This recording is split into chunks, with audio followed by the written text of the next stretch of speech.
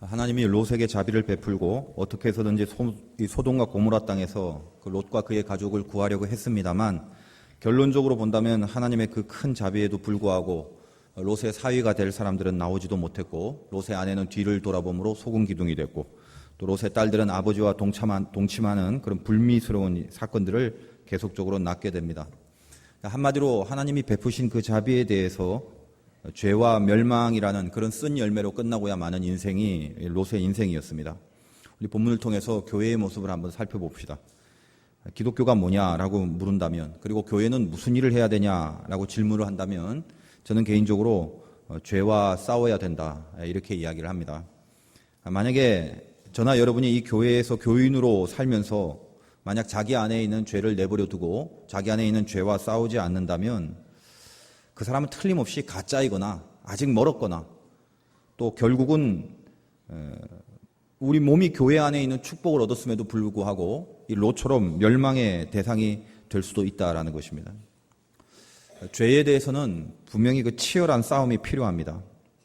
사람이라는 것이 원래 그 본능적인 습성이 죄 쪽으로 향하게 돼 있습니다. 왜냐하면 인간은 이미 타락한 존재이기 때문에 처음 하나님의 형상대로 지은 바대로 살지 못하고 죄 때문에 자꾸만 하나님과 멀어지게 됐고, 멀어지는 것을 좋아하는 그런 어떤 죄의 흔적들이 우리 안에 있습니다. 그래서 내버려두면 좋은 곳으로 가지 않고 자꾸 나쁜 곳으로 가게 되는 그런 실력 없는 사람입니다. 왜 그렇게 안 되나?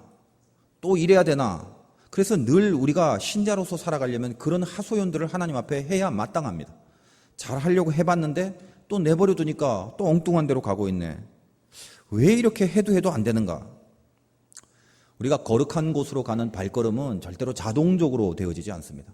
내버려두면 우리는 알아서 다 하나님을 향하게 돼 있어. 이런 거 없습니다. 말씀드렸다시피 원래 타락한 존재이기 때문에 우리 습성은 죄를 향하게 돼 있습니다. 그래서 안에서 치열한 싸움이 있습니다. 그쪽으로 가고 싶은 발걸음을 돌려야 됩니다. 어떻게든지 죄를 끊고 죄와 단절시키고 죄와 싸워서 하나님이 원하시는 방향으로 내 인생을 이렇게 풀어가는, 그러니까 싸움이 있는 거죠. 싸움이 있으니까 늘 터져 나오는 하소연이 왜 이렇게 안 되나? 왜 이렇게밖에 안 되나? 하나님 앞에 늘 그런 하소연이 있는 인생, 그렇게 힘겹게 살아가는 인생이 신앙 인생입니다. 사실은. 그러니까 이 중에는 여러 부류의 사람이 있습니다만, 그런 고민과 고통 없이 살아가는 신앙생활하는 게 많고 재밌기만 하고 아무런 자극이나 가치나 뭐 싸움 이런 거 없다, 그 사람 신앙생활 잘하는 게 아닙니다. 근데 이 중에는 가슴을 치는 안타까움이 있습니다. 또 이거밖에? 요 정도밖에? 결국 고작해서 이거밖에? 이런 사람들이 있잖아요. 저는 그런 사람들 진짜로 봅니다. 그 사람 진짜 신자입니다. 완벽할 수는 없습니다. 온전해질 수도 없습니다. 죽는 날까지 내 안에 그런 죄와의 싸움들을 늘 하면서 살아가는 그 사람이 하나님의 사람이면 틀림없습니다. 여러분이 주님 안에 있다면 초미의 관심사가 똑같아야 됩니다. 사람은 그 궁극에 관심이 있거든요. 그 궁극의 관심이 뭐냐에 따라서 나뉘어지게 됩니다. 우리가 신자라면 초미의 관심사가 뭘까? 어떻게 하면 죄를 안 짓고 살까? 이게 우리의 궁극의 관심사가 돼야 됩니다. 이 중에 있는 여러분들이 다 교인이라면, 진짜 하나님의 사람이라면 내 가장 영혼의 깊은 곳에 내가 가장 관심을 두고 있는 부분, 그게 어떻게 하면 죄를 안 짓고 살까가 돼야 마땅하다라는 것입니다. 그게 안 된다면 아직 멀었다고 말씀드렸습니다. 윤동주라는 시인의 유명한 서시를 보면 잎새에 이는 바람에도 나는 괴로워했다, 이런 표현이 있습니다. 얼마나 아름다운 표현이고 심금을 울리는지 몰라요. 바람이 이렇게 살짝 부니까 잎새가 흔들리더라는 것입니다. 어찌할 수 없는 내 연약한 존재가 한떨기 바람 속에 흔들려 버리는 이것이 나에게 너무나 괴로웠다, 이런 표현으로 이렇게 바꿔진다면 이것처럼 신자의 그 신자다운 표현이 없습니다. 잎새에 이는 바람에도 나는 괴로워했다. 오늘 이 시를 다 좀 암송을 하기 바라요. 하나님, 잎새에 이는 바람에도 나는 괴로움이 있습니다. 살짝 스치는 바람 속에서도 나는 또 이쪽으로 넘어지고 저쪽으로 넘어지고 또 죄 속에 빠지고, 이게 너무 괴롭습니다. 이 땅에 살아가는 진정한 하나님의 자녀들이라면 공통적인 정서, 우리의 나이가 다르고 성별이 다르고 뭐 직장이 다르고 살아왔던 패턴이 다 다른다 할지라도 하나님의 자녀라면 가장 깊은 곳에 공통적으로 느끼는 정서, 죄에 대한 괴로움, 그거 있어야 된다는 것입니다. 이것이 회복됐으면 좋겠습니다. 어디 가나 무드라는 게 있죠. 무드. 교회의 무드. 예를 들면 뭐 놀이공원에 갔습니다. 놀이공원의 무드가 뭘까요? 무슨 재미죠, 재미. 이거 타면 재밌고 저거 보면 재밌고. 맛있는 식당에 갔습니다. 맛집에. 그 맛집의 무드는 뭘까요? 맛이죠, 맛. 이걸 먹으면 맛있고 저걸 먹으면 맛있고. 운동장에 가면 어떻습니까? 어제 우리 교회에서 체육대회 하는데 참 오랜 시간 운동장에서 열심히들 다 재밌게 교제하시고 운동 많이 했습니다. 우리 권사님들 제가 보면서 사실 조금 걱정을 했어요, 처음에. 연세 드신 분들도 있다 보니까 왜 운동을 하면 이 자기 한계를 자꾸 넘거든요. 그러니까 내가 이 정도 할 수 있는데 자꾸 더 하게 되고 막 승부욕이 생기면 그렇게 더 열심을 내기 마련이에요.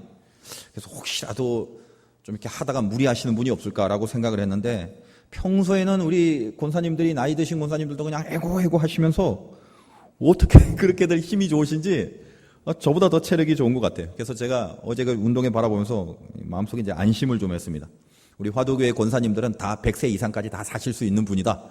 튼튼하신 분이다. 이런 생각을 했어요. 운동장에 들어가면 어떤 무드가 있어요. 뭐 뛰어야 된다는 무드, 운동 열심히 해야 되겠다, 막 승부, 승리 이런 무드가 있죠. 어디 가나 그런 게 있다는 거예요. 뭐 여러분은 안 가보셨겠습니다만 교인인지라 술집, 뭐 나이트클럽, 뭐 룸살롱 뭐 이런 거 거기 들어가면 어떤 무드가 있을까요? 퇴폐, 향락. 그렇지 않겠습니까? 세종문화회관에 갔다. 어떤 무드예요? 예술의 무드. 그러니까 어디를 가나에 따라 거기에 흐르는 무드란 게 있단 말이에요. 그래서 무드를 깬다는 건 뭐냐면 그 무드와 다른 행동을 하고 다른 모습으로 살 때. 예를 들면 여러분 직장생활 하다가 뭐 회식을 갔어요. 한국 사람들은 회식 많으니까. 뭐 노래방 가고 밥 먹고 무슨 노래하러 가고 그랬어요.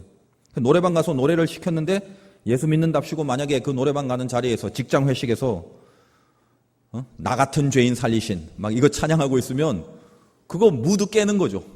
왜냐하면 직장 회식이라는 무드가 있고 뭐 노래방 무드라는 게 있는데 거기서 눈물 흘리면서 나 같은 죄인 살리신 그러면 어울리는 무드는 아니겠죠. 그럼 오늘날 도대체 교회의 무드가 뭐예요? 우리가 섬기고 있는 교회의 무드, 이 무드가 다 깨져버렸다라는 것. 교회에 들어오면 가져야 될 무드는 어떤 겁니까? 경건이죠, 경건. 왠지 이 교회에 들어오면 경건의 무드가 확 흐르는 거예요. 그래서 경건치 않은 사람은 안 어울리는 거예요. 경건치 않은 코드를 갖고 들어왔다가는 자꾸 어색해지는 거란 말이에요. 근데 제가 가만히 이렇게 교인들을 살펴봤더니 오히려 처음 나오는 사람, 믿은 지 얼마 안 되는 사람들은 교회의 원래의 무드를 늘 염두에 두고 있습니다. 왠지 교회 오면 움찔해지고 긴장도 되고 세상과 똑같이 행동해서는 안 되고 세상에선 좀 이렇게 죄 짓고 막 살아도 왠지 이렇게 교회 안에 오면 하나님이 보고 있는 것 같으니까 세상에 묻은 때를 가지고 들어오려면 죄스럽고 이런 것들이 있더란 말이에요. 오히려 초신자들은. 근데 이런 무드가 점점 세월이 지나고 신앙생활 많이 하면 많이 할수록 이제는 경건이란 무드는 교회 초창기에 다니는 사람한테만 잠깐 보이는 색깔이고 오히려 오래 다니면 오래 다닐수록 교회가 원래 주장해야 되고 가져야 될 경건의 무드라는 게 이게 많이 깨져버리기 시작하더라는 것입니다. 여러분이 이 교회에 오면 하나님의 그 거룩한 임재 앞에서 경건의 다짐이 생기고 죄에 대한 그런 어떤 후회가 생기고 내가 이 죄를 다스려야겠다는 노력들이 있고 이 교회 속에 들어가면 그런 무드가 감돌고 있는가 한번 확인을 해보시기 바랍니다. 우리 화도교회가 105년을 맞이해서 어제는 운동장에서 즐겁게 교제했고 또 오늘 오후에는 또 기념하여 우리 새로 우리 대신 장로님 취임 기념 예배도 드립니다. 어쨌든 이참에 광고를 하나 할게요. 점심은 우리 교회에서 맛있게 평소보다 더 맛있게 다 차려서 여러분 맛있게 다 드시고 가시면 됩니다.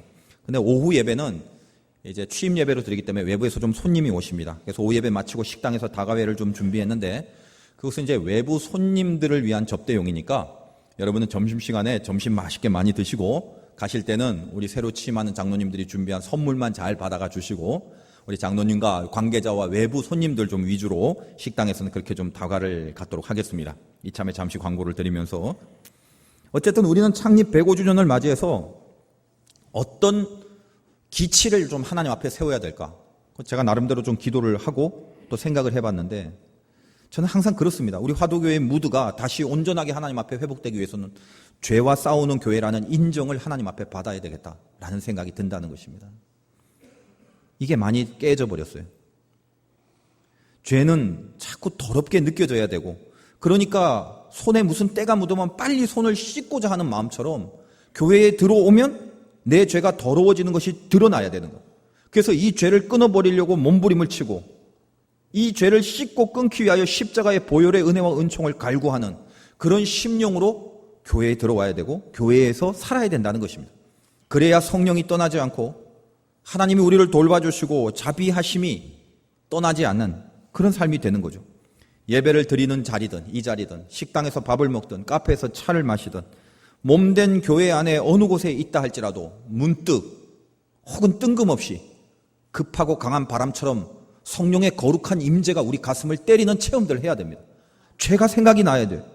여기서 이러면 안 되는데 지은 죄들이 느껴져야 되고, 그 죄들이 갑자기 이 교회 안에서 그런 하나님의 임재 앞에 녹아지면서 내 속에 이렇게 더러운 게 있었던가에 대하여 구토가 일어나야 된단 말이에요. 그게 교회의 신비란 말입니다. 저는 화도교회가 제발 그런 교회가 됐으면 좋겠어요. 신비한 교회. 묻은 때를 갖고 들어왔더니 내 안에서 종화가 일어나는 거예요. 자꾸 이 안에만 들어오면 죄가 싫어지고 죄와 싸워야 된다라는 생각이 들고 경건해져야겠다는 각오들이 생기고, 그렇지 못한 내 자신이 못내 가슴이 아파서 안타까워되는, 하나님 앞에 그런 각오와 결단을 할 수 있는 그런 신비한 교회가 좀 됐으면 좋겠다는 거예요. 누구 하나, 이 세상에 많은 교회가 있습니다만 이제는 교회의 경건함, 교회에 들어가서 하나님의 임재를 느끼는 경험들, 이것들이 많이 식어져 버렸습니다. 어쩌면 이제는 그런 모습을 찾아볼 수 없게 됐을지도 몰라요. 지금 영국이나 구라파의 기라성 같은 교회들이 그 경건의 모양이 사라지고 그 임재가 사라지고 죄에 대한 의식이 사라져 버리니까 그렇게 거대하고 아름다운 성당 교회들이 이제는 술집이 되어버리고 기업에 팔아버리고 장사하는 매점이 되어버리고, 그게 남일처럼 보여지지가 않더라는 것입니다. 여러분, 오늘 명심하십시오. 죄를 지으면 하나님이 멸하십니다. 우습게 여기지 마십시오. 알고 있지만 다시 새겨 들으십시오. 왜 우리가 죄에서 떠나야 된다는 걸 알면서도 그게 그렇게 힘드나? 왜 그렇게 그게 어렵나? 롯이 그들의 사위에게 이제 하나님의 진멸이 있으니까 여기 떠나자, 여기는 죄의 도시니까 같이 있으면 안 돼, 빨리 우리하고 같이 가자라고 명했을 때 그 사위 될 사람들이 어떻게 반응했는지 오늘 19장 14절에 말씀을 다시 한번 보겠습니다. 롯이 나가서 그 딸들과 결혼할 사위들에게 말하여 이르기를, 여호와께서 이 성을 멸하실 터이니 너희는 일어나 이곳에서 떠나라 하되, 죄에서 떠나라 했는데 그의 사위들은 농담으로 여겼더라. 여러분, 왜 죄에서 떠나기가 힘든지 아십니까? 농담으로 여기기 때문에 그래요. 하나님이 우리의 죄를 진멸하신다는 말을 듣는 순간 농담으로 여깁니다. 이 농담으로 번역된 히브리어 차하크라는 말은 원래 웃다라는 뜻입니다. 여러분, 웃다라는 건 어느 거예요? 웃다. 개그맨, 코미디언. 요즘은 개그라는 표현을 많이 씁니다만 옛날엔 코미디라고 그랬고 코미디언이라고 그랬죠. 근데 이 코미디언이 웃음을 주려고 노력을 하는 사람들인데, 그 웃음을 유도해내는 웃음의 뿌리가 뭐냐? 코미디의 철학이 뭐냐? 지금 장로님이 된 구봉서 씨라는 코미디언이 한 번은 그런 얘기를 하는데 그게 참 공감이 되더라고요. 그분이 이렇게 얘기를 해요. 코미디언은 그걸 바라보는 사람에게 저 코미디언보다는 내가 훨씬 낫다라는 생각을 하게 함으로 웃게 만드는 것이다. 그게 코미디의 철학이다. 그래서 옛날에 코미디 연기에는 그렇게 바보 연기가 많았어요. 바보 연기를 보고 막 우리는 막 웃어요. 그 깊은 곳에 어떤 뿌리가 있다고? 저 바보보다 내가 낫다는 거예요. 그래서 웃을 수 있다라는 거예요. 그게 코미디 철학이라는 거예요. 롯이 그의 사위 될 사람들에게 갔습니다. 죄에서 떠나라. 하나님이 죄를 진멸하실 거니까 죄에서 떠나라. 그랬더니 농담으로 여겼더라. 웃었더라. 무슨 말입니까? 하나님보다 내가 낫다. 하나님의 말씀보다 내 경험과 내 생각과 내 판단이 지금 훨씬 더 낫다라고 생각했기 때문에 웃는 것입니다.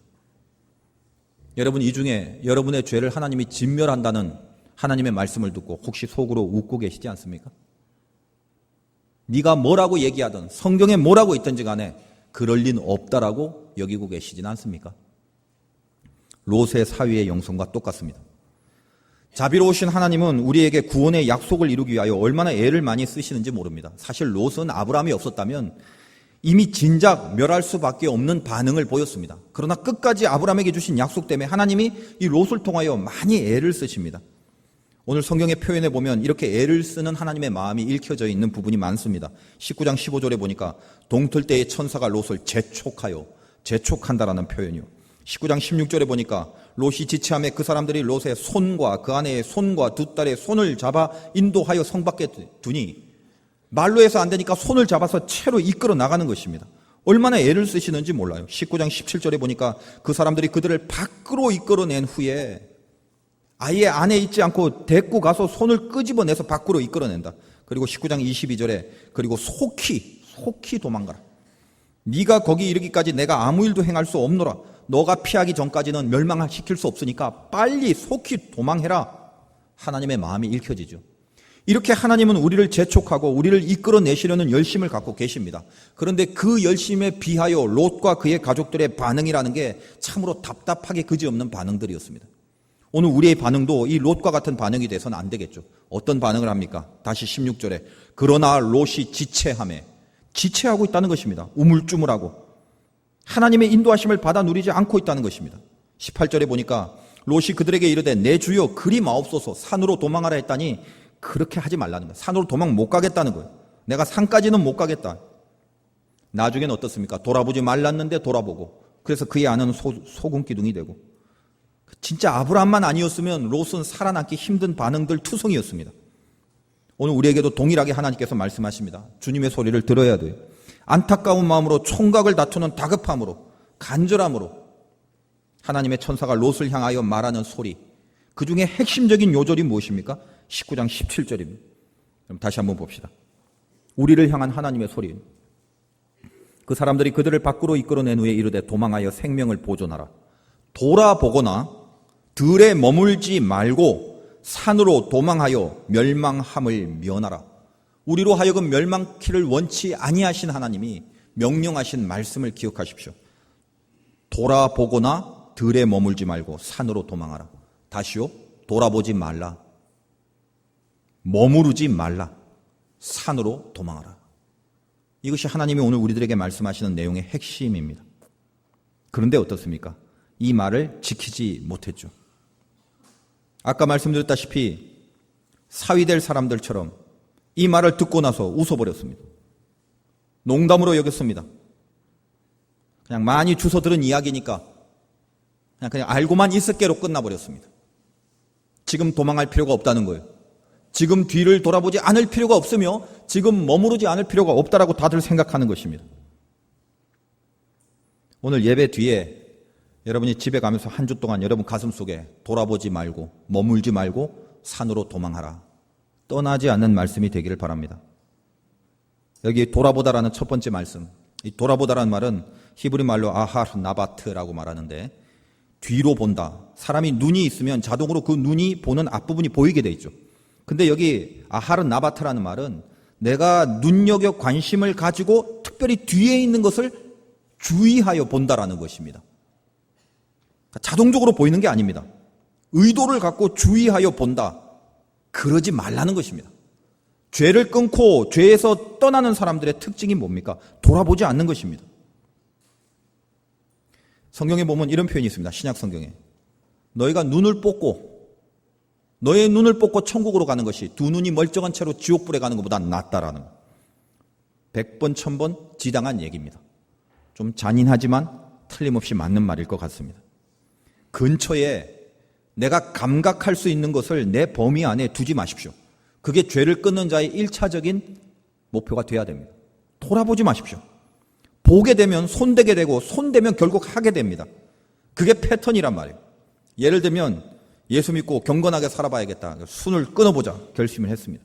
술을 끊어봐야겠다. 끊겠다라고 결심을 했는데 집에 술이 있어요.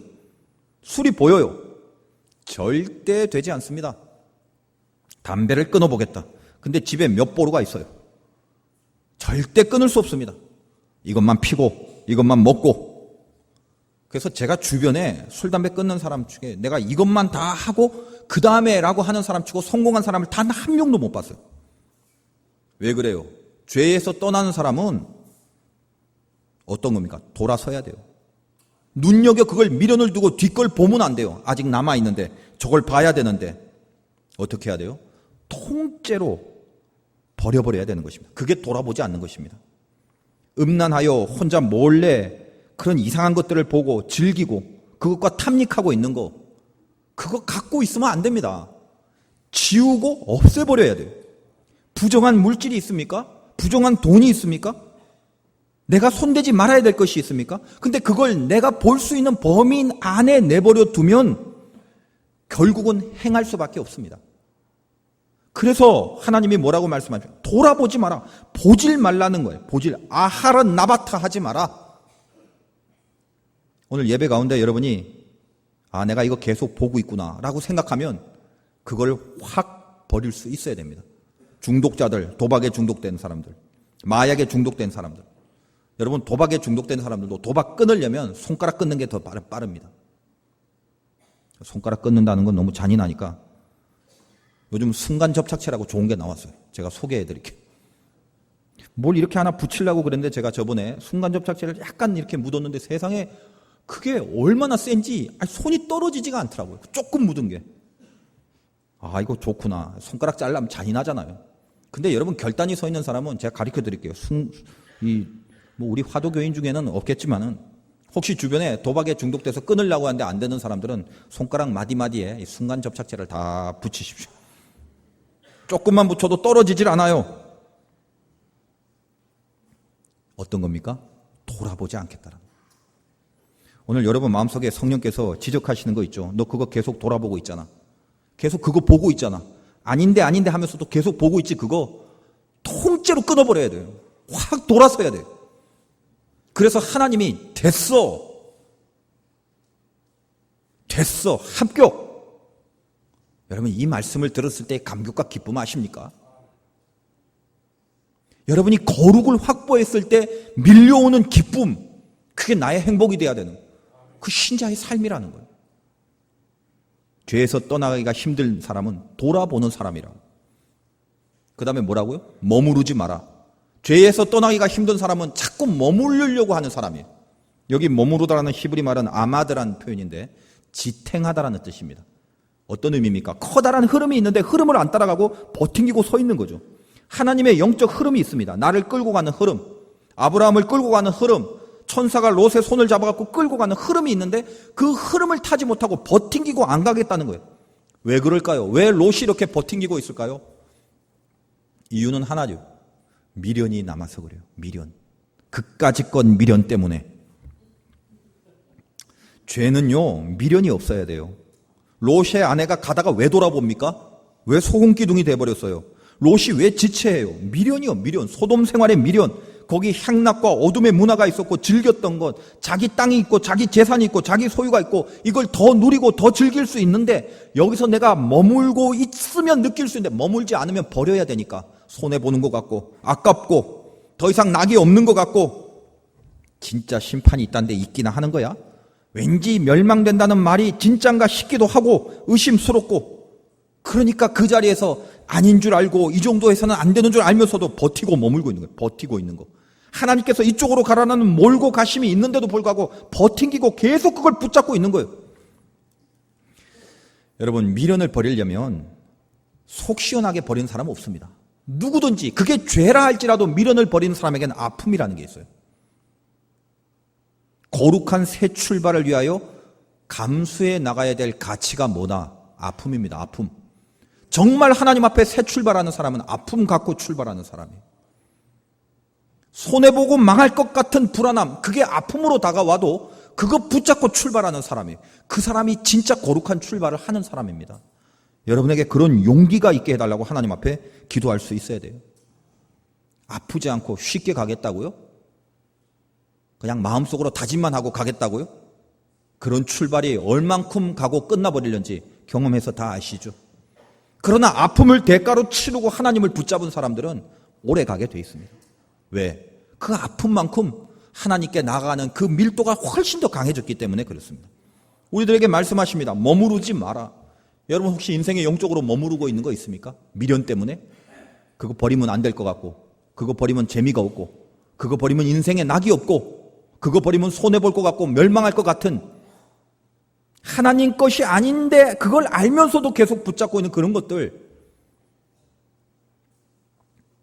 머무르지 말라는 것입니다. 그것이 죄에서 떠날 수 있는 사람이에요. 그리고 마지막으로 뭐라고 말씀하십니까? 산으로 도망하라. 이 도망하다란 말은 말라트라는 뜻입니다. 구원하다라는 뜻입니다. 산으로 구원을 얻어라 이 말입니다. 왜 하필 산으로 가라고 합니까? 롯은 산으로 못 가겠다고 그랬어요. 하나님은 산으로 가라고 그랬어요. 왜? 구약 성경의 산이라는 곳은 단지 소돔과 고모라의 멸망의 기운을 피한 외딴 곳이라는 개념이 아니라 산은 하나님을 만나는 곳입니다. 하나님이 롯에게 요구하는 것은 그저 멸망을 피해서 잠시 옆에 있어라 정도가 아니라 왜 너희들이 죄에서 떠나야 되냐면 나와 만나려고 떠나는 거예요. 산까지 올라와야 돼요. 그래서 하나님을 만나고 하나님과 동행하는 그 삶을 살기 위하여 우리는 죄에서 떠나는 것입니다. 그러므로 롯에게 뭘 말합니까? 잠깐 소할 땅이라는 성읍에 머무르는 것은 그건 원하지 않는다. 산으로 와라. 나와 함께 하자. 오늘날 이 산이라는 것은 영적으로 기도를 말합니다. 하나님과 만나는 곳, 우리의 구원을 이루기 위하여 도망하다라는 이 말라트, 구원하다를 온전히 이루기 위하여 우리에게 필요한 건 기도의 산. 기도하는 자가 구원을 이룹니다. 여러분, 기도 없이 완전하게 버리고 죄에서부터 완전히 떠난다는 거 있을 수 없습니다. 지금 여러분들이 5손가락을 다 자르고 혈서를 쓴다 할지라도 오늘, 내일, 모레 이어지는 하나님의 산에서의 기도가 없다면 우리는 또 역시 죄로 돌아갈 수밖에 없는 존재들입니다. 내가 얼마나 불과 같은 결심을 하나로 나의 각오를 평가하지 마시고 내가 오늘도 하나님의 산에 갈 것이냐, 내일도 하나님의 산에 갈 것인가라는 계획으로 내 삶과 승리를 진단해야 됩니다. 오늘 아무리 깊이 결단을 하고 오늘 아무리 눈물겨운 각오를 한다 할지라도 산으로 가는 모습, 산으로 가는 시간이 없으면 우리는 금방 또 하나님의 죄 가운데, 하나님 원치 않은 그 죄악 속에 거할 수밖에 없다는 것입니다. 주님의 요구하심은, 하나님의 궁극적인 심정은 그겁니다. 멸망을 피하는 차원에서 머물지 말고 깊은 곳에서, 내가 너와 가장 가까이 하는 그곳에서 내 옆에서 나와 함께 살자. 기도의 산으로 와라. 여러분, 교회에서 달랑 주일 예배 나오는 걸로 여러분의 신앙을 유지하겠다는 생각을 버리시기 바랍니다. 딱 한 번 주일날 예배 드리고 평소에 기도의 산이 하나도 없는 사람은 단언컨대 절대로 죄에서 떠날 수 없습니다. 여러분, 안 되는 사람, 하나님과 가까워지고 싶은 사람들 노력하셔야 됩니다. 기도의 시간을 가지십시오. 그리고 교회에서 기도하는 많은 순서들, 예배도 있고 무슨 기도회도 있고 철야기도, 새벽기도, 이런 것들 여러분 많이 이용을 하셔야 됩니다. 혼자서 집에서 기도하는 시간도 분명히 필요하고 하나님과 늘 기도의 산을 지키는 그 작업이 없이 죄에서 떠날 수 있는 사람은 아무도 없습니다. 오늘 이 예배 가운데 여러분이 기도의 산으로 도망하는 결심을 좀 하셨으면 좋겠어요. 이 문제 저 문제 산더미 같은 고난 가운데 어떻게 해요? 라고만 하소연하지 마시고 뭘 어떻게 해요? 산으로 도망하라는데. 예수 믿는 사람의 성공이 뭔지 아십니까? 예수 믿는 사람의 승리의 인생의 비결이 뭔지 아세요? 죄에서 떠나는 것이 모든 성공과 승리의 해법이고 출발입니다. 이거를 아셔야 돼요. 유월절이 없이, 출애굽이 없이 가나안의 약속은 누리지 못합니다. 예수 믿는 사람이 성공하려면 어떻게 해야 돼요? 남들보다 기를 쓰고 열심히 살고 노력하는 차원이 아니라 죄에서 떠나야 돼요. 죄를 끊어버리는 것에서부터 진정한 시작이 옵니다. 승리 달라고, 성공시켜 달라고, 축복 달라고 그거 기도하지 마세요. 그 기도하기 전에 죄에서 떠나겠다라는 각오를 하나님 앞에 보이십시오. 그게 맞는 길입니다. 그게 옳은 방법입니다. 산으로 도망하셔야 됩니다. 제가 어제 보니까 참 깊은 곳에 안심이 많이 되더라고요. 우리 교회 우리 권사님들 그 나이도 좀 많으시고 또 이렇게 가끔 보면 기도 부탁할 때 보면 항상 아프신 분이 많아요. 그래서 마음이 이제 불안하고 조마조마하는데 뭐 우리 나이 많으신 권사님들뿐만 아니라 우리 젊은 분들도 그렇고 상당히 체력들이 좋아요. 이 사람들은 새벽 기도 나오는데 전혀 지장이 없는 사람들이구나. 제가 어제 내린 결론이 그게 좀 봐줬거든요. 뭐 추우니까 힘들겠지. 화도 언덕이 높으니까, 그죠? 얼마나 힘들겠지. 뭐 봐주고 조금 안 나와도 그럴 수 있지. 건강해야 되는데 웬걸? 여러분은 새벽기도 무조건 나올 수 있어요. 다 든든해요. 철야 뭐 며칠도 셀 수 있어요. 보니까 제가 목회를 하다 보니까 하나님께서 저에게 말씀을 주시는데 그런 거 있잖아요. 말씀은 제가 얼마나 잘하고 잘 준비하냐도 중요하겠습니다만 듣는 사람 때문에 말씀을 주시는 거거든요. 하나님이 저에게 뭐 때문에 말씀을 주시겠어요? 듣는 사람들에 맞춰서 주시는 거예요.